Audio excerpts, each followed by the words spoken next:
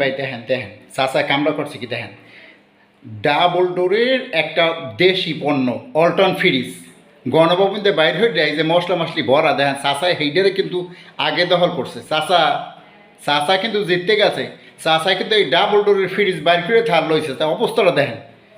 এত বড় একটা ফ্রিজ এই গণভবনতে বাইর হয়ে কেমন করে ধরে রাখছে এই ফ্রিজটা নেওয়ার জন্য।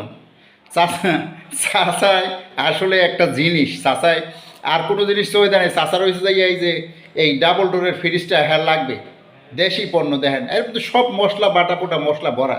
চাচা যদি এই ফ্রিজটা বাসা পর্যন্ত নিতে পারে, নিয়ে যদি রাখতে পারে, তাহলে হয়তো হ্যাঁ বছরের মশলা কেনা লাগবে না, 1 বছরের মশলা চাচার কেনা লাগবে না, সবই এই ফ্রিজের মধ্যে আছে। অবস্থাটা দেখেন, তা দেখছেন অবস্থাটা কি।